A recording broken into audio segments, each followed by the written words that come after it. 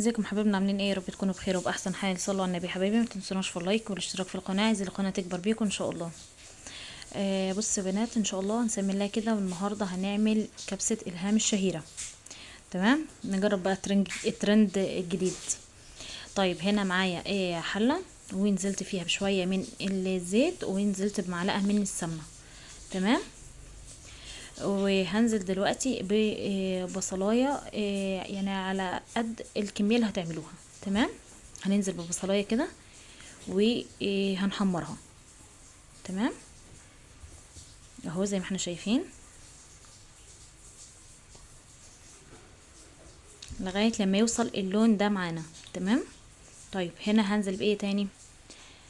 اهو ادي شكل البصل بتاعنا بعد ما اتحمر، ما نخلوهوش غامق قوي. تمام. هنزل بتوم، عندك توم مفرزاه ماشي زي ما انا مفرزاه كده اهو. عندك توم مفرزاه ماشي، عندك توم فريش. هننزل باربع فصوص من التوم. عايزه يعني تهرسيهم اوكي، عايزه تقطعيهم بالسكينه ماشي. تمام. هنشوح التوم مع البصل، وطبعا الريحه هنا خطيره. اوكي، نديهم تشويحه كده. طبعا ريحه التوم هنلاقيها طلعت كده ريحه جميله اهو. نديله تشويحه، وهننزل بالبهارات بتاعتنا دي: مكعب مرق، فلفل اسود، ملح، معلقه كبيره من بهارات الكبسه، عيدان قرفه، ورق لورا. بصوا الحركه اللي عاملاها في الحبهان دي. انا جبت كميه الحبهان اللي انا هحطها وحطيتها في خله اسنان. ليه بقى؟ منها ان احنا ناخد النكهه بتاعتها، ومنها الناحيه تانية اني ما تجيش تحت ضرس حد ويضايق منيها. تمام. لاني ممكن احنا نحط مثلا 4 نكون فاكرين العدد بتاعه، مع مرور التقليب عبال ما نخلص الاكل بتاعنا ممكن نكون نسينا حطينا كام واحده. تمام. فعشان منع ان هي تيجي في بق حد او تنزل تحت ضرس حد ويضايق منيها، فدي حركه حلوه ليها يعني. تمام. هنا معايا فراخ، انا دول حطاهم كان وركين عندي في التلاجة وكده، فدول وركين من الفراخ، ما فيهمش جلد خالص. ممكن تعمليهم بفرخه كامله، ممكن كمان تعمليها بلحمه. تمام. هندي التشويحه للبهارات بتاعتنا. وبرده لو عايزه تحطي اللي هو الليمون المجفف اللي هو اللومي ده حطي. انا للامانه ما كانش عندي، كان خلصان من عندي فما حطيتش. تمام. فحطيت الفراخ بتاعتنا وعطيناها تشويحه مع البهارات. تمام يا حبايبي. وهنزل عليها دلوقتي بميه مغليه.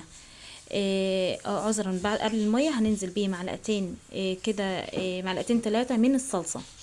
تمام. عندك طماطم حطها في التلاجة مسبكاها اوكي.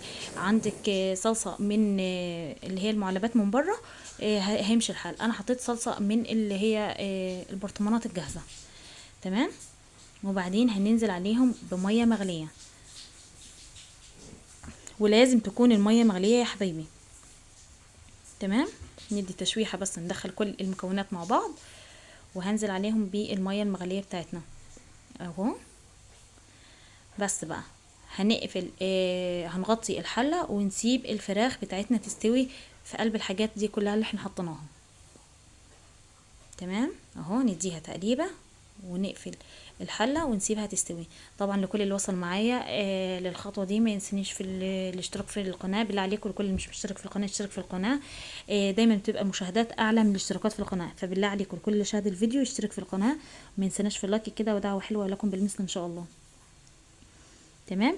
انا كان عندي بواقي اكل من امبارح فانا بسخنه، فعملت الكبسه دي جنب البواقي الاكل اللي عندنا من امبارح. تمام. ده معايا رز بسمتي غسلاه مش نقعه. تمام، غسلته. دول كوبايتين من مجين من الرز البسمتي. تمام.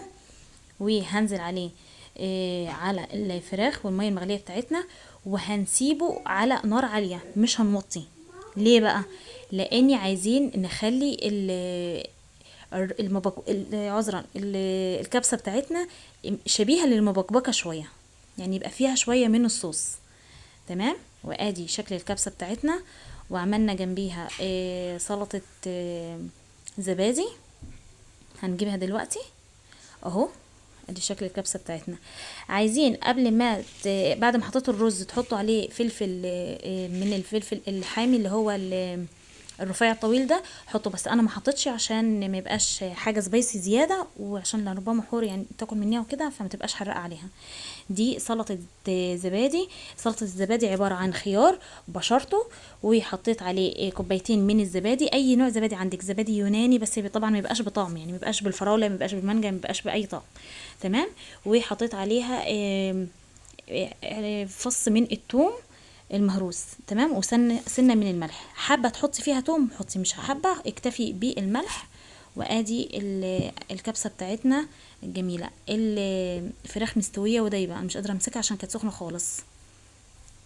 ربنا يحسن ما بين ايديكم وتعملوا احسن من كده بجديد، والى اللقاء في فيديو اخر ان شاء الله.